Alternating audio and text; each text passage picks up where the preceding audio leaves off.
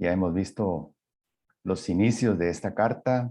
Hemos visto algunos temas muy importantes como el tema de la prueba, de la tentación, el propósito, qué sucede si salgo victorioso, qué sucede si soy derrotado por la prueba o por la tentación. Así que hemos avanzado ya en este diagnóstico, esta autoevaluación de nuestra madurez espiritual y es la forma en la que estamos abordando este estudio de Santiago. Pero llegamos a la pregunta número 3. Pregunta 3 de 12 preguntas de autoevaluación del grado de madurez, del progreso espiritual que hemos tenido. Y esta pregunta dice, ¿practico la verdad y tengo dominio propio de mis emociones y reacciones? Y esa es una pregunta que nosotros debemos hacernos a nosotros mismos. ¿Realmente practico la verdad? ¿Domino mis emociones? ¿Domino mis reacciones? ¿O actúo por impulso? Y solo nosotros podremos contestar esa pregunta sí o no. Una parte del pasaje que vamos a ver hoy dice, pronto para oír, tardo para hablar, tardo para la ira. Son elementos muy importantes de autocontrol, de dominio propio. Y veremos que es imposible que eso lo hagamos nosotros por nuestras propias fuerzas. La Biblia nos confronta y diagnostica. Y el Espíritu es quien nos ayuda a cambiar y a tomar el control total de nosotros mismos. Esto lo veremos en el capítulo 1 de Santiago, versículos 19 al 27. Santiago, inspirado por el Espíritu Santo, exhorta a la santidad. Ya nos ha recordado que las pruebas son el camino para madurar, que ellas nos hacen crecer en paciencia y llevan a la perfección. Eso ya lo vimos. También nos ha recordado el verdadero origen de la tentación. Nuestra propia naturaleza pecaminosa nos incita y seduce a pecar. La carta advierte de las consecuencias de caer y la bendición de resistir y salir victoriosos. El pecado no es un accidente espiritual inesperado, es un proceso. Santiago toca ahora otro tema clave en la vida de todo el que ya es salvo. Recordemos, Santiago está hablándole a un grupo de salvos, personas que ya por su fe en Jesucristo eran salvos de la condenación eterna. El Espíritu Santo, si todos realmente eran salvos, el Espíritu Santo ya moraba en ellos. Ya habían sido regenerados. Su nombre estaba escrito en el libro de la vida. Sus pecados habían sido perdonados. Habían sido adoptados por el Padre. Ahora el Padre era su Padre celestial. Todo eso ya había sucedido, porque eso sucede al momento de ser salvos. El tema del dominio propio sobre nuestras acciones y reacciones es el tema que va a tocar Santiago ahora. Esto es algo imposible sin el poder que nos da el Espíritu Santo. La madurez espiritual es la meta de todo creyente verdadero. Y es una meta inalcanzable en la vida, pero es el propósito de nuestra vida, crecer en madurez, poniendo nuestra meta en Jesucristo. Él es nuestro referente. Así que cada día debemos buscar progresar, crecer, y esto no sucede de una manera teórica. Esta es la propuesta de Santiago en su carta. La madurez espiritual debe verse en forma práctica, porque las acciones son la evidencia externa de que algo está sucediendo internamente. Toca un tema muy difícil, oír antes de hablar y comprender antes de juzgar. Eso Santiago sabe que no es fácil. Y todos tenemos la experiencia y sabemos que oír antes de hablar y comprender antes de juzgar no es fácil. Entonces, ¿qué es lo que recomienda Santiago? Y ese es el tema del día de hoy. La base bíblica, ya como dijimos, está en Santiago capítulo 1, del 19 hasta el 27. Pero vamos a orar antes de leer. Señor, te damos gracias porque tú siempre nos das la oportunidad de crecer para dejar de prejuzgar a los demás, para dejar de hablar sin haber primero escuchado con atención. Y Señor, todos esos cambios, solo tu Espíritu los puede operar en nosotros. Es imposible que nosotros tengamos la fuerza y la capacidad para hacerlos si tú no nos ayudas. Así que, Señor, pedimos que no solo podamos comprender tu palabra que estamos estudiando el día de hoy, sino que de inmediato hagamos las correcciones que tengamos que hacer. Que tú nos ayudes, Señor, con el poder de tu Espíritu, nos ayudes a quitar lo que no sirve y que ha estado por mucho tiempo en nosotros y nos ayudes a aprender correctamente la forma de vivir la vida cristiana. Te bendecimos, Señor, y te agradecemos por esta carta que tú dejaste inspirada por el Espíritu Santo en mano de Santiago para nosotros. Te lo agradecemos, Señor, en el nombre de Cristo. Amén. Entonces leamos. Dice, esto lo saben mis amados hermanos, pero que cada uno sea pronto para oír, tardo para hablar, tardo para la ira, pues la ira del hombre no obra la justicia de Dios, por lo cual, desechando toda inmundicia y todo resto de malicia, reciban ustedes con humildad la palabra implantada, que es poderosa para salvar sus almas. Sean hacedores de la palabra y no solamente oidores que se engañan a sí mismos. Porque si alguien es oidor de la palabra y no hacedor, es semejante a un hombre que mira su rostro natural en un espejo, pues después de mirarse a sí mismo e irse, inmediatamente se olvida de qué clase de persona es. Pero el que mira atentamente a la ley perfecta, la ley de la libertad, y permanece en ella, no habiéndose vuelto un oidor olvidadizo, sino un hacedor eficaz, este será bienaventurado en lo que hace. Si alguien se cree religioso, pero no refrena su lengua, sino que engaña a su propio corazón, la religión del tal es vana.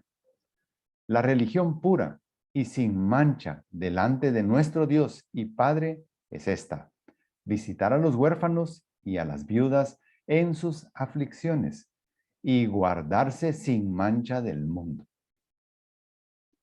Es un texto largo, hermoso y tiene mucho que nos puede enseñar.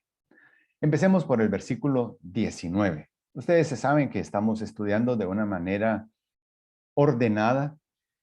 Eso se llama un estudio expositivo.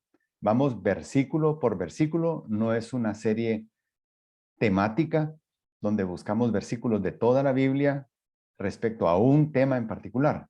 Estamos estudiando una carta en particular y vamos en orden. Lo que cada versículo nos quiera enseñar. Eso significa que en un trozo de texto pueden haber varios temas.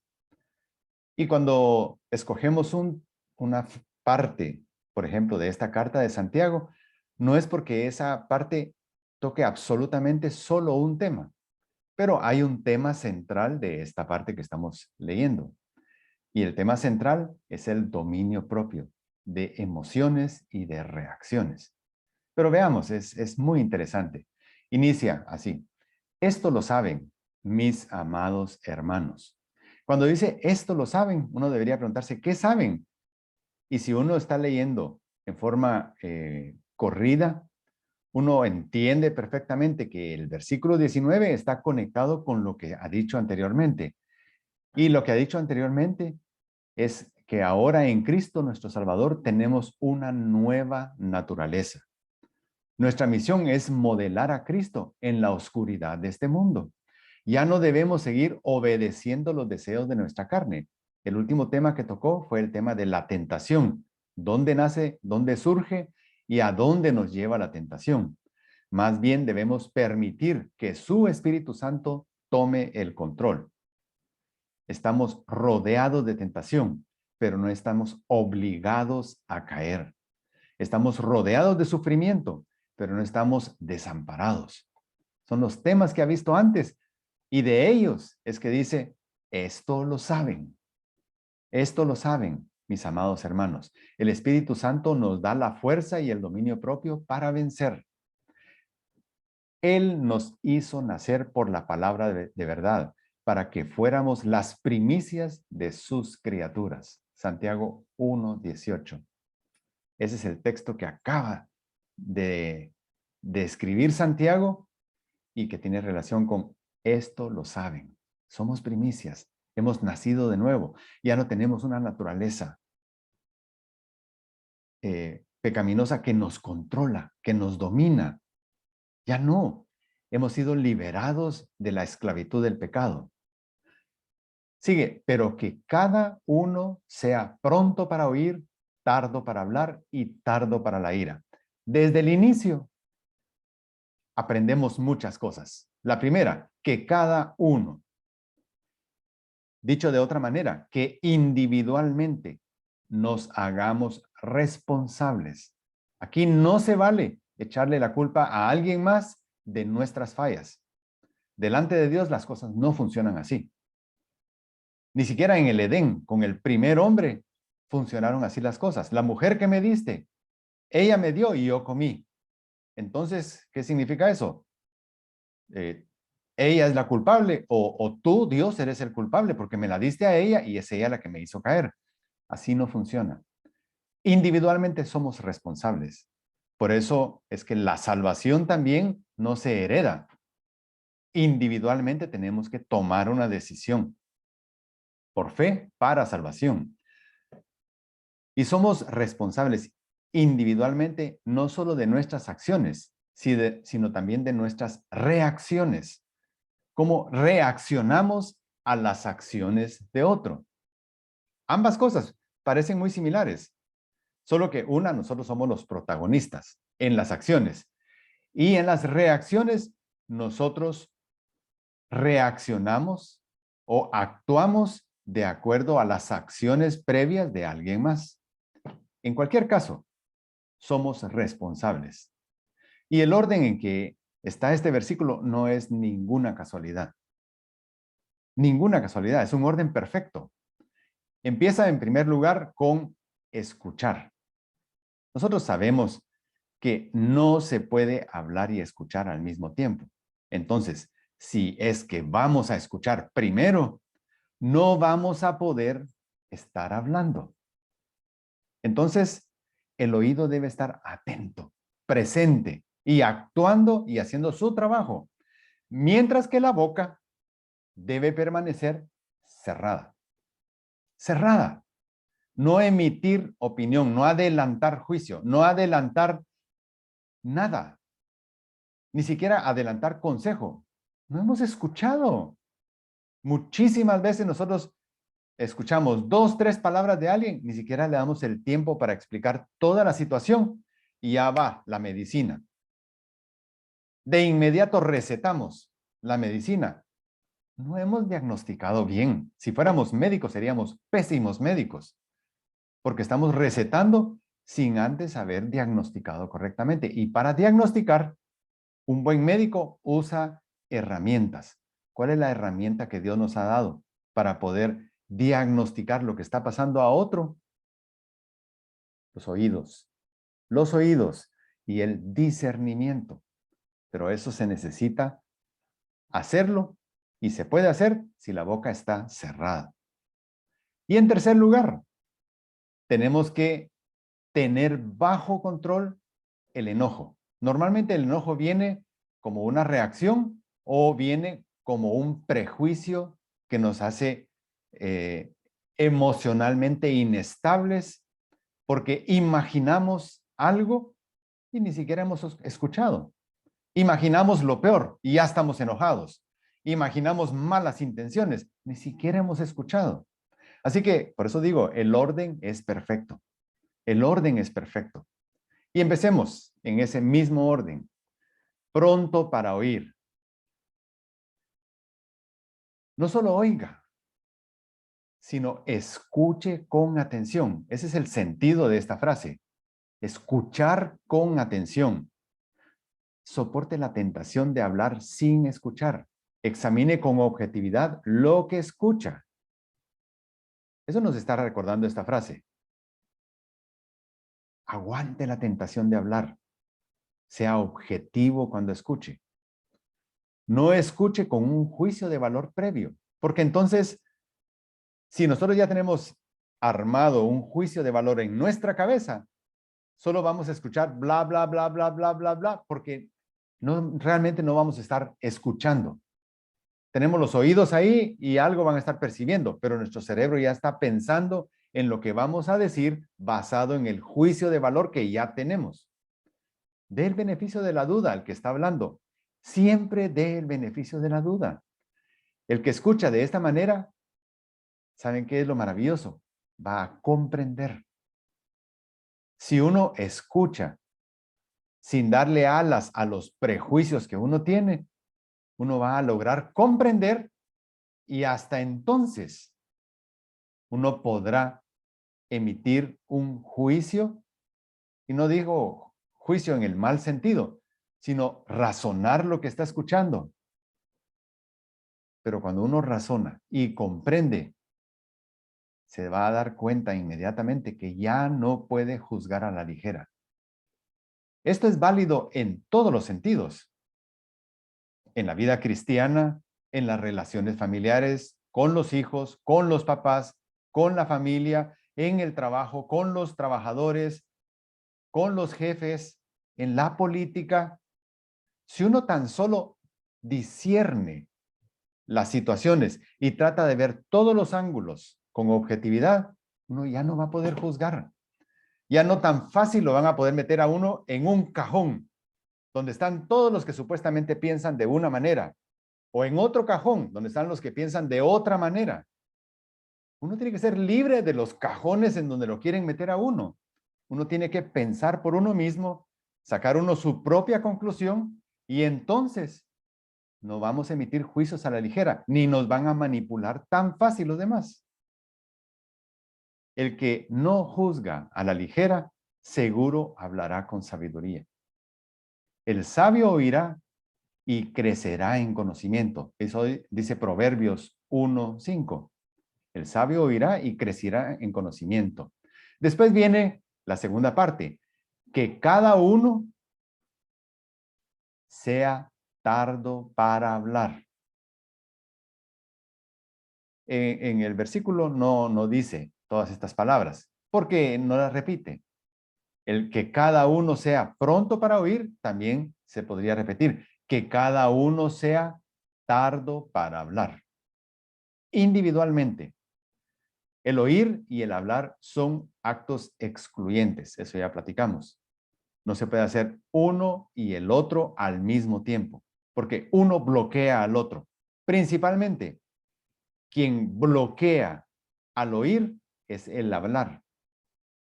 No se puede hacer las dos cosas al mismo tiempo. Si has logrado escuchar con atención, miren, si logramos escuchar con atención, es porque ya hemos logrado refrenar el deseo de hablar. Si logramos escuchar, es porque ya tenemos victoria sobre el deseo de hablar antes de tiempo. Si hablas, pero ya conoces todos los detalles, tendrás la posibilidad de dar un buen consejo. Muchas veces verás que la otra persona solo necesita hablar. Ni siquiera tienes que abrir la boca. Ni siquiera necesita tu consejo. Lo que él necesitaba era descargar su corazón en un confidente, en alguien que después no revele todo lo que escucha. Tan solo hablar. Y muchas veces menospreciamos un ministerio como ese en el cuerpo de Cristo. Pero solo oír eso, ¿qué arregla? No arregla nada, solo oír. Despreciamos el don de escuchar con cuidado, con respeto, sin prejuicios. Para llegar a este punto tan importante es necesario tener paciencia. Paciencia. Pero ya vimos, si hemos tenido pruebas y las hemos soportado, hemos ya crecido en paciencia. Por lo tanto, progresivamente, este punto, cuando Santiago lo toca, ya no debería ser tan difícil. Ya no debería ser tan difícil. Pero el que refrena sus labios es prudente. Esto lo dice Proverbios 10, 19. El que refrena sus labios es prudente. Miren, cuántos siglos antes de que se escribiera la carta de Santiago, ya se había escrito este proverbio. Eso significa que Santiago no está diciendo nada nuevo. Muchas veces nosotros queremos siempre decir algo totalmente nuevo. Por ejemplo, ahorita, cuando estamos enseñando, nosotros estamos echando mano de recursos que ya existen, de herramientas que ya existen, de análisis que otros también han hecho respecto a los pasajes. Y al juntar todo eso, enriquecemos una enseñanza como esta. No es producto solamente de lo que a uno se le ocurre. Muchas cosas ya están escritas de mucho tiempo antes. Y finalmente llegamos al paso 3, tardo para la ira. Cada uno sea tardo para la ira. Controlar, ahí lo que está hablando es de controlar tus emociones. Muchos nos enojamos sin haber escuchado. Y enojados ni podemos escuchar y menos aconsejar, porque ya estamos enojados, ya estamos molestos. El enojo revela nuestra falta de paciencia. Miren, yo no tengo que decir que no tengo paciencia. El enojo se encarga de decirlo y gritarlo. Este no tiene paciencia. La ira nubla el entendimiento y la razón. Quien actúa bajo los efectos de la ira actuará con necedad. A veces sucede que has escuchado con atención, con todo el corazón has escuchado, has dado un consejo sabio como resultado de haber escuchado y tener el escenario completo para poder dar un consejo con suficiente información, pero tu consejo ha sido pisoteado, tirado al suelo, despreciado, menospreciado. Tu buen consejo, aunque escuchaste con atención, aunque reflexionaste en lo que habías escuchado, buscaste dentro del acervo de todo tu conocimiento de la palabra de Dios para dar ese consejo, fue pisoteado y menospreciado. Ni siquiera bajo esas condiciones debes caer en la tentación de la ira. ¿Y de quién aprendemos eso? ¿De Dios? ¿Cuántos no somos o hemos sido rebeldes al Señor, rebeldes a Dios? Retamos a Dios, incluso blasfemamos en contra de Dios. O lo hemos hecho o lo seguimos haciendo. ¿Y qué hace Dios? A pesar de, nos sigue amando, nos sigue perdonando. Eso debería enseñarnos mucho. Y no es justificación decir, no, pero es que Él es Dios. Yo soy un ser humano, Él es Dios, Él sí puede, yo no. No. La palabra de Dios nos llama a actuar de esa manera, si es que realmente somos salvos. El lento para la ira tiene gran prudencia. Regresamos a varios siglos antes de escribir la carta de Santiago, en Proverbios 14:29. El lento para la ira tiene gran prudencia. Diríamos en términos muy recientes, no se mete en problemas, no se embarca en problemas, si tan solo cierra la boca. Otro proverbio dice, el necio, o dice hasta el necio, cuando cierra la boca, pasa por sabio. Hasta el necio, el que no usa su razonamiento de una forma apropiada, pero si cierra la boca, pasa por sabio. Y a veces pasa por más sabio que muchos sabios que abren rápido la boca. Miren, estamos apenas en el versículo 19 y todo lo que nos ha enseñado. Llegamos al 20. Dice, pues la ira del hombre no obra la justicia de Dios. Eso es algo de muchísima actualidad. ¿Cuántos cristianos están en términos de política actuando con violencia, queriendo defender la causa de Dios? El enojo descontrolado de los seres humanos muestra su necedad. El necio nunca actuará con sabiduría y con prudencia y con amor. La ira se enfoca en un supuesto. Escuchen bien, la ira se enfoca en un supuesto. Yo estoy bien, tú estás mal. Yo estoy bien, tú estás mal. Esa es la premisa básica que levanta los niveles de ira y no obra la justicia de Dios. Dios, con toda su perfección, nos ama aún siendo pecadores. Dios no necesita que peleemos por Él. Es más, y oigan bien, Dios ni siquiera nos necesita. Punto. Es que miren para dónde va el mundo. Miren las decisiones de ese gobernante. ¿A dónde nos va a llevar? A donde la Biblia dice que las cosas van a ir llegando a una corrupción total, una espiral decadente que ningún ser humano la va a detener. Un problema que ningún ser humano puede resolver y Cristo ya lo resolvió. Es el problema del pecado. ¿Quieres realmente cambiar las cosas? Empieza a hacer luz. En vez de gritar en las plazas, empuñar un arma o estar dispuesto a llegar a los golpes por el nombre de Dios, por defender la causa de Dios. No es así. No es así. No es así como Cristo plantea la vida de los cristianos. Y si no, miremos a los discípulos, miremos a Cristo. Ellos no dedicaron ni siquiera un versículo a estar refutando la inmoralidad de los gobernantes romanos, por ejemplo, o de los líderes locales que servían a Roma. No, para nada. Murieron a manos de romanos muchos, sí, pero no se dedicaron a eso. La causa del evangelio es otra, no es la pelea política. La causa del evangelio es llevar el buen nombre de Jesucristo a todas las personas que sea posible, haciéndonos y adaptándonos y sintiendo empatía por todos. Como decía Pablo, me hago de todo a todos. Eso no significa que Pablo se amoldaba a todos. Él tenía empatía con todos y trataba de ponerse en el lugar de los demás para comunicar el mensaje del evangelio. Pero al final dice, me hago de todo a todos con tal de que algunos, la tasa de éxito de predicar el evangelio es baja.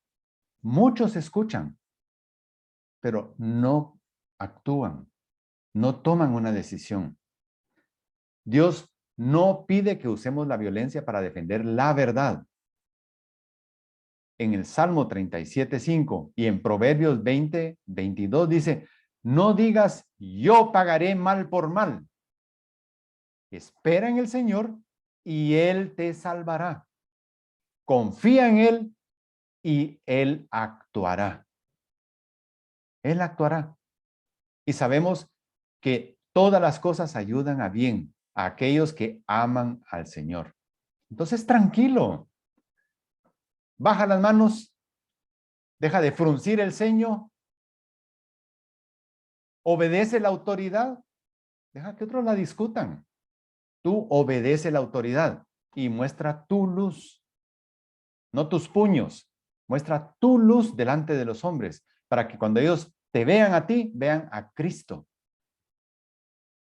y tengan el deseo de saber más de Cristo, no de tu posición política.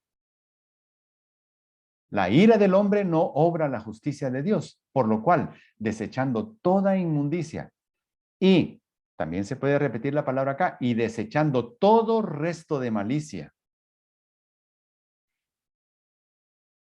Dice aquí, por lo cual, en base a todo lo que ya se ha dicho con anterioridad, afirma Santiago lo siguiente, desechando toda y desechando todo resto de.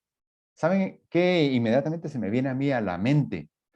Es como cuando vaciamos una olla de algo pastoso y pegajoso. Vaciamos una olla y luego pasamos la espátula de hule para quitar todo el resto que queda en la olla hasta que la olla queda limpia. Eso está diciendo aquí, desechando toda inmundicia y todo resto. Lo que queda, removerlo como con una paleta de hule para dejar nuestras vidas limpias. Eso es lo que quiere el Señor. No se conformen con medio limpiar. Hagan de sí mismos una limpieza profunda. Sean escrupulosos consigo mismos. Por eso esta carta de Santiago, vista como un autodiagnóstico de madurez espiritual, es tan útil. Y casi nunca miramos esta carta de esa manera, como un autodiagnóstico, pero nosotros estamos queriendo enfocarla de esa manera, para aportar algo diferente en el discernimiento de la palabra. Dice, ¿qué es lo que debemos desechar? ¿Y qué resto debemos quitar? Inmundicia y malicia.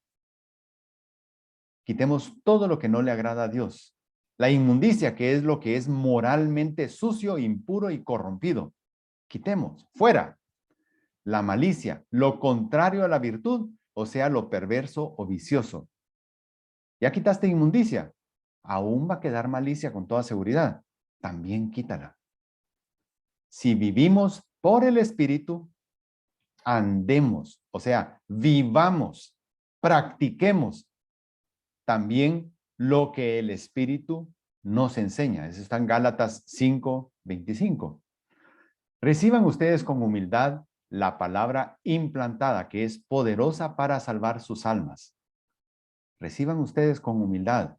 Es una decisión y acción que Dios no puede hacer por el ser humano.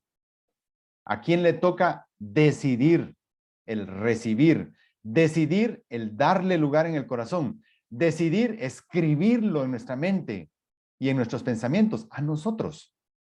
Reciban ustedes con humildad la palabra implantada. Requiere del uso del libre albedrío, ¿sí? De la capacidad de decidir y de un discernimiento humilde. La palabra implantada es la Biblia. Es la palabra de verdad, donde encontramos la voluntad de Dios. Implantar es plantar adentro, es colocar o fijar algo en el interior. Y Proverbios 3:3 dice, la misericordia y la verdad nunca se apartarán de ti. Átalas a tu cuello. Escríbelas en la tabla de tu corazón. Eso se llama hacer mía la palabra de Dios. Es mía. No es un libro externo. Está en mi corazón ya. Y finalmente, aquí hay algo que se puede prestar mucho a confusión. Hemos estado hablando de vencer la tentación, soportar la prueba con gozo, aprender a no hablar antes de escuchar.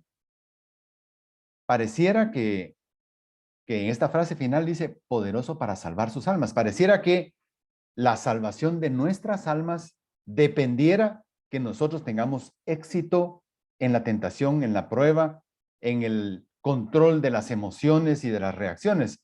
Pero no es así. No es el tema, pero yo quiero tocar rápidamente algo. La palabra salvar, que está aquí, es la palabra soso y tiene 9 opciones. Es una palabra griega, soso, que tiene 9 opciones de aplicación. Y la palabra alma, psuqué, tiene 11 opciones también que dependen del contexto. Acá le está hablando a creyentes verdaderos que han sido perdonados. Sus almas ya están seguras para una vida eterna. Ya sus pecados han sido perdonados. Los nombres de todos salvos están escritos en el libro de la vida. Entonces, ¿qué significa salvar sus almas?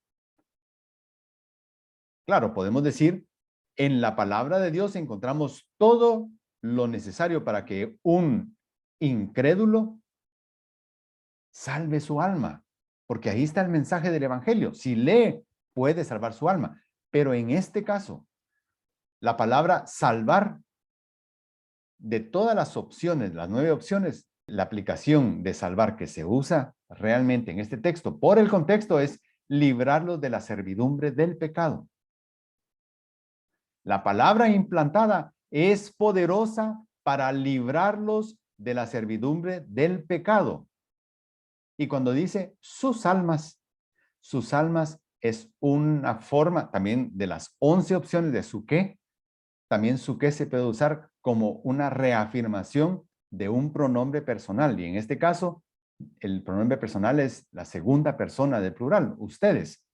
Entonces, volviendo a decir el sentido de estas dos palabras por el contexto de esas opciones que tiene de traducción, es: reciban ustedes con humildad la palabra implantada, que es poderosa para librarlos a ustedes de la servidumbre del pecado. Eso es exactamente lo que hace la palabra en un salvo. Darle la madurez y el discernimiento para librarse de la servidumbre del pecado o librarse de los deseos de la carne. Hay muchas formas de decir, así lo dice Pablo, los deseos de la carne. Librarse de ellos. ¿Cómo? Con la palabra de Dios. Bien, es interesante. No siempre se enseña todo este detalle, pero es bueno saberlo.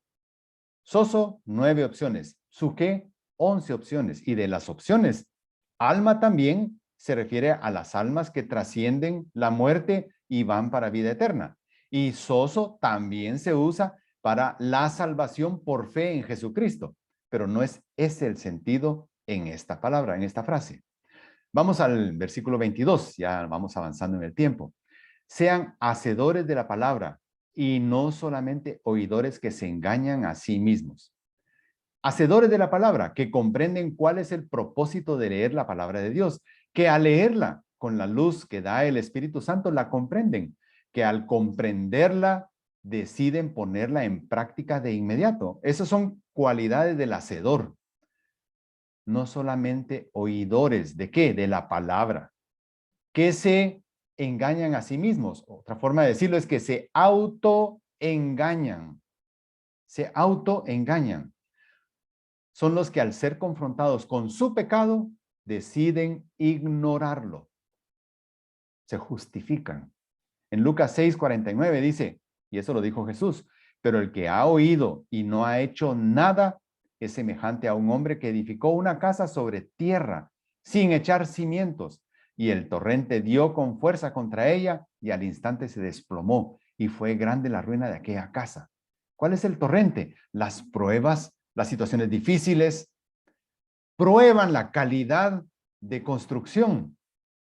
Y si se hizo sobre tierra sin cimientos, esa casa con toda seguridad cae. Dios no quiere que seamos así, como construcciones mal hechas.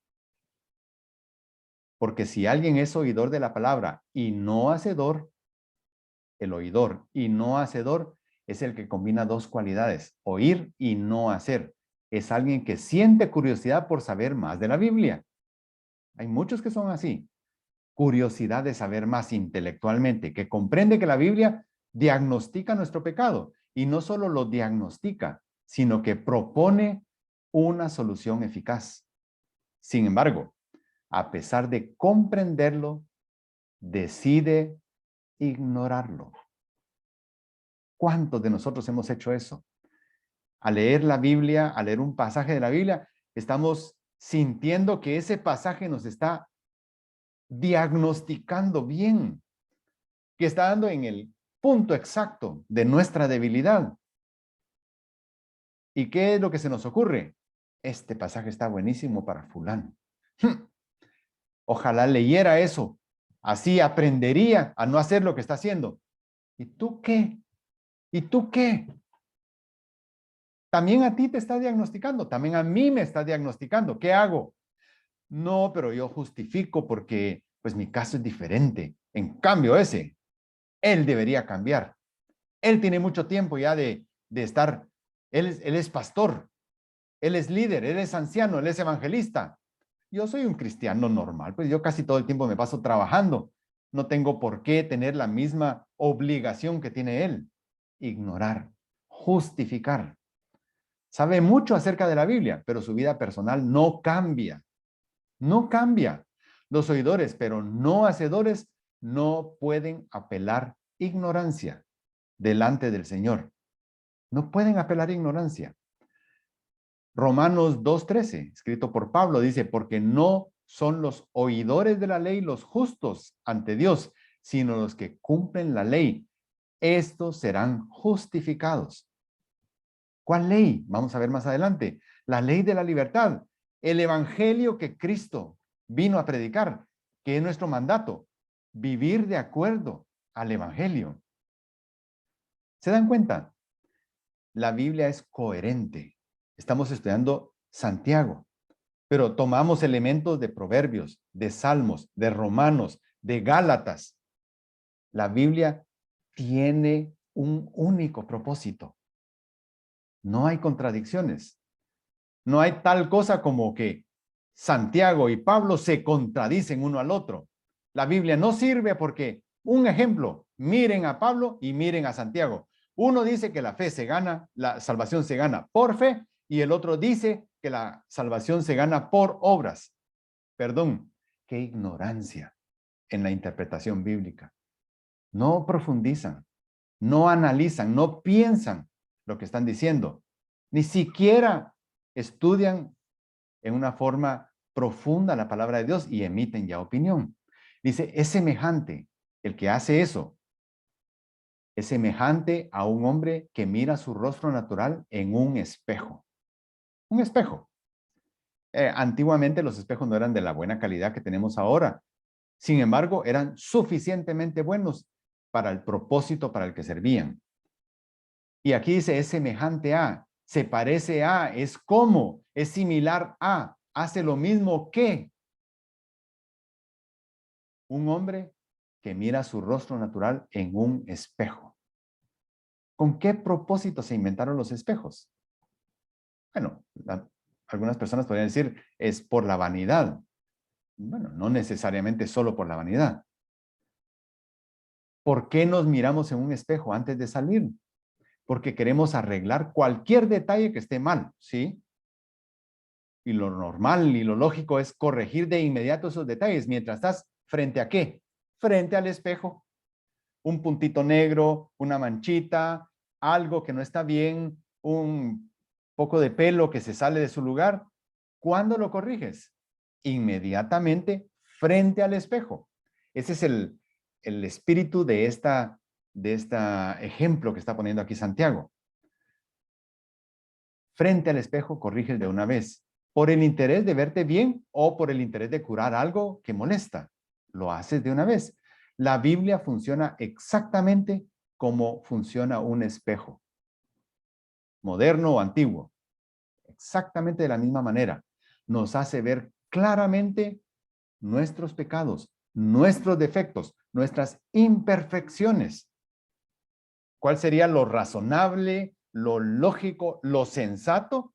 Es que mientras te estás viendo en ese espejo, que es la palabra de Dios, de una vez empiezas a actuar.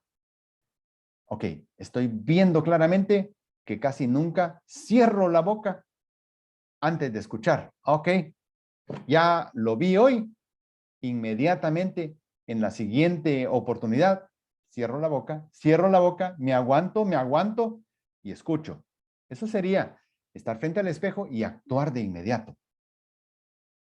¿Se entiende? Es muy claro el ejemplo.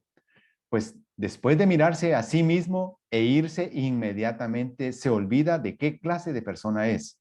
Después de mirarse e irse, se olvida. Esa secuencia se sale de lo normal. Se miró, vio lo que necesitaba corregirse y se fue. No hizo la corrección. No, vio dónde estaba el punto que tenía que corregir, limpiar, peinar. No lo hizo, se va y luego se olvida.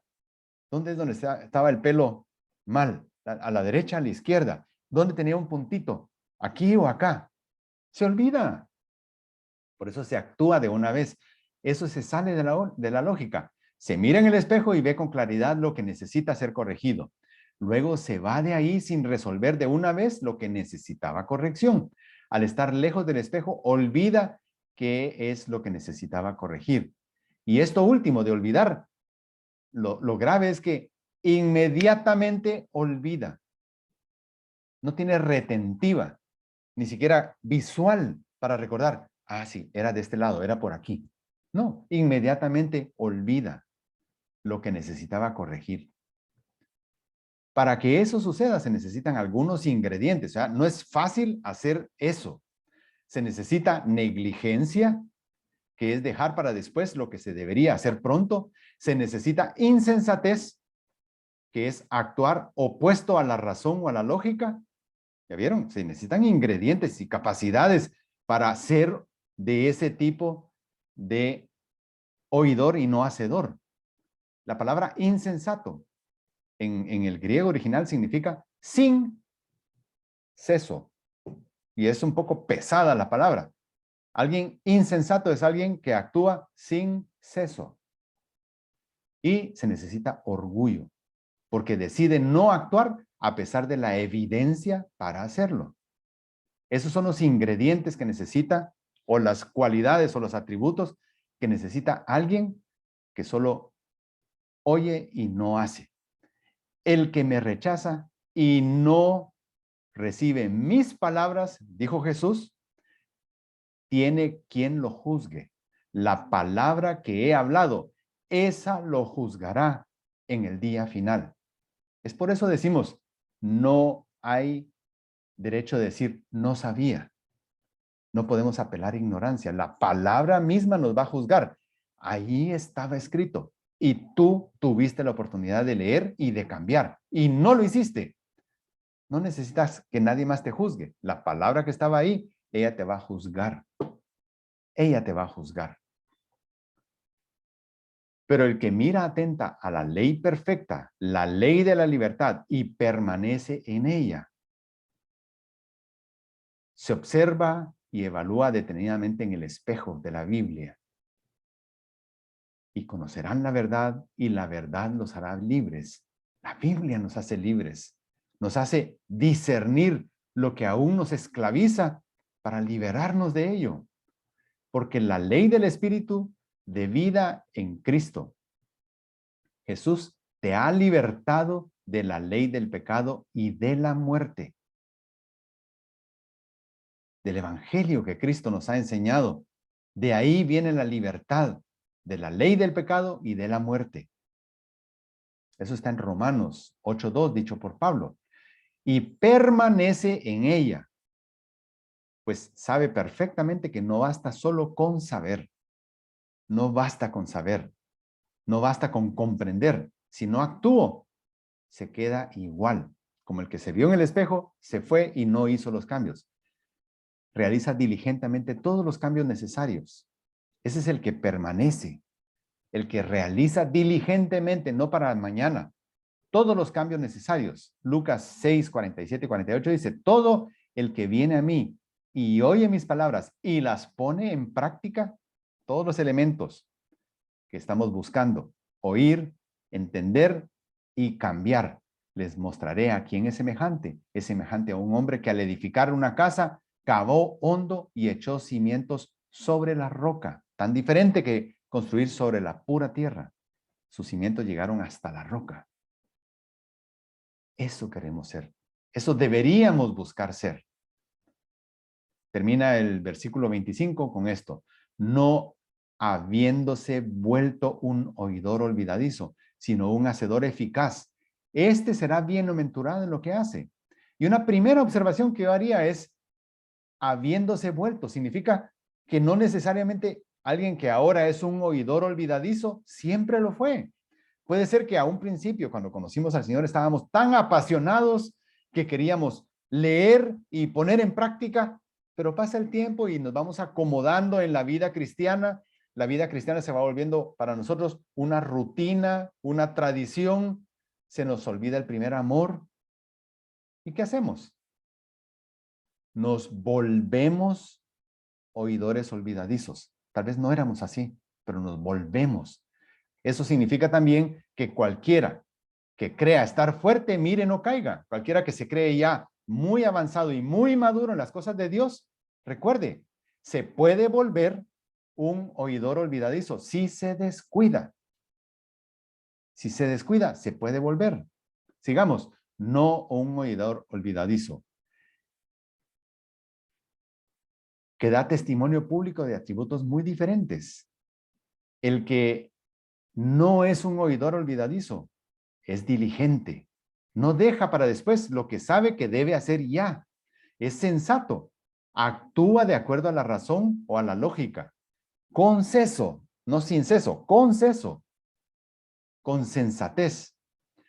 Es humilde porque está dispuesto a cambiar lo que debe ser cambiado, no a justificar, ni a pelear, ni a debatir para mostrar como bueno lo que no es bueno y que está practicando.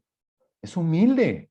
Sí, lo he hecho así por mucho tiempo, pero la palabra me confrontó hoy y no me había dado cuenta, pero ya me confrontó, ya no puedo seguir así, tengo que cambiar. Sino un hacedor eficaz de lo que enseña la palabra de Dios, que hace lo que se debe hacer, luego de ver su autodiagnóstico, como lo que estamos haciendo ahora con Santiago, que reconoce su falta de madurez y sabe exactamente qué cambiar. Mateo 5:16 dice, así brille la luz de ustedes delante de los hombres, para que vean sus buenas acciones y glorifiquen a su Padre que está en los cielos. Si alguien se cree religioso, pero no refrena su lengua, se cree religioso. Aquí no habla de un verdadero salvo, sino y de alguien maduro, no, está hablando de alguien que se cree, pero realmente no lo es. Se cree salvo, pero no es salvo. Se cree maduro, pero no es maduro. Está tristemente equivocado. Puede ser que venga de una familia de tradición cristiana o que haya cumplido con los protocolos externos que requieren alguna iglesia local y por eso es contado como un salvo, pero no lo es. O un legalista que cumple los aspectos de forma, pero no de fondo. Se va por la forma, por cómo me visto, por qué música oigo, por qué como, por qué día celebro. Puras cosas secundarias, intrascendentes para Dios. Olvida el fondo y se va por la forma. No refrena su lengua. La evidencia de sus actos lo delata como un imitador. La falta de dominio propio evidencia su grado de inmadurez. No piensa en las implicaciones y el daño de lo que dice. No lo piensa. Alguien que se cree religioso pero no refrena su lengua, sino que engaña a su propio corazón, la religión del tal es vana. Engaña a su propio corazón. Estar autoengañado es una situación triste y lamentable. ¿Saben por qué? Porque él se cree salvo. Los demás, como lo ven religioso, lo creen salvo. Pero no es salvo. No es salvo. El gran problema es que nadie va a evangelizar a alguien que pasa por ser salvo. ¿Por qué? Porque lo voy a evangelizar si él ya es salvo. Él pierde la oportunidad de ser confrontado con el evangelio, porque todos lo dan por un salvo. Y no lo es, hasta él mismo. La religión del tal es vana. Su religiosidad es solo una apariencia de piedad. Su religiosidad le da reputación con todos, pero no con Dios. Quizás sabe mucho de Biblia, pero no ha sido transformado por ella. Colosenses 2:23 dice, tales cosas tienen la virtud, la apariencia de sabiduría en una religión humana, en la humillación de sí mismos y en el trato severo del cuerpo, pero carecen de valor alguno contra los apetitos de la carne. ¿Por qué? Porque es una religión vana, hueca y vacía. La religión pura y sin mancha. La religión pura y sin mancha, en contraste con la imitación de piedad, está la verdadera piedad, que se enfoca en agradar a Dios en todo y en hacer su voluntad. No se enfoca en la forma, sino que cumple el verdadero evangelio. La religión pura y sin mancha delante de nuestro Dios y Padre. Eso solo viene de un corazón que ha reconocido su pecado, que se ha arrepentido y se ha entregado con fe a Jesús, de un corazón en el que habita el Espíritu Santo de Dios. Eso lo dice Proverbios 21:2. Yo puedo creer que estoy bien, pero ¿quién realmente sabe que yo no estoy bien? Dios. Termina el versículo 27. Visitar a los huérfanos y a las viudas en sus aflicciones y guardarse sin mancha del mundo. Algunos se enfocan solo en la primera línea, visitar a los huérfanos y las viudas en sus aflicciones, y piensan que la religión completa es eso. Santiago no está tratando de hacer una definición del evangelio, ni de la religión. Lo que él está enfocando acá son dos ejemplos muy prácticos de lo que hace alguien que verdaderamente vive el evangelio. Cuida a los vulnerables en los momentos difíciles para ellos. Eso significa que cuando ya pueden valerse estos vulnerables por sí mismos, los empuja y los ayuda para que sigan adelante por sí mismos, no en un asistencialismo permanente, pero en el momento de vulnerabilidad está presente. Visitar en sus aflicciones es amor práctico, oportuno y eficaz. Práctico, oportuno y eficaz. Son ejemplos. No amemos de palabra ni de lengua, sino de hecho y en verdad. 1 Juan 3:18. Pero después complementa esta primera parte. Guardarse sin mancha del mundo. En esa frase se engloba el resto de la voluntad de Dios. Por lo tanto, no es solamente visitar viudas y huérfanos en sus momentos difíciles. Si yo quito la segunda parte, yo no estoy cumpliendo con el verdadero evangelio. Estoy cercenando la gran mayoría del verdadero evangelio. Si vivimos por el Espíritu, andemos también por el Espíritu. No nos hagamos vanagloriosos, provocándonos unos a otros, envidiándonos unos a otros. Pablo lo escribió en Gálatas. El tema general de la carta es, ¿dices que eres salvo? ¿Tú dices que eres salvo? Entonces demuéstralo con tus hechos. El tema de esta sección que estamos viendo hoy es, ¿practico la verdad y tengo dominio propio de mis emociones y reacciones? Sí. ¡Qué bendición! Ánimo, sigue adelante. ¿O no? No practico la verdad o no tengo dominio de mis emociones y reacciones. Entonces te falta sabiduría para entender que el poder para cambiar, el poder para tener dominio propio, solo puede venir del Espíritu Santo. Si el Espíritu Santo no está en ti, necesitas conocer a Jesucristo de una manera personal. Y si sí, ya está en ti, entonces debes permitirle al Espíritu trabajar y transformarte, porque no se lo estás permitiendo. Pide con fe a Dios esa sabiduría y Él te va a dar el dominio propio que te hace falta. Como conclusión, podemos ver que las emociones son una característica natural de los seres humanos. Lo mismo ocurre con las reacciones que pueden desbordar en la ira. El dominio propio es una característica propia de la madurez espiritual. No se puede ejercitar eficazmente esta cualidad del dominio propio sin el Espíritu Santo. El Espíritu nos ayuda a escuchar con atención antes de abrir la boca. El Espíritu nos capacita para comprender en base de lo que escuchamos. El Espíritu nos da paciencia para no enojarnos si no somos escuchados. Si cuando damos el consejo no somos escuchados, no enojarnos. El Espíritu nos confronta con nuestro pecado y nos dice qué cambiar. El Espíritu nos redarguye si decidimos ser rebeldes a la palabra de Dios. Y ante Dios, la apariencia de piedad y la religiosidad vacía son totalmente inútiles. Dios quiere corazones transformados que conozcan y vivan la verdad. Que conozcan y vivan la verdad.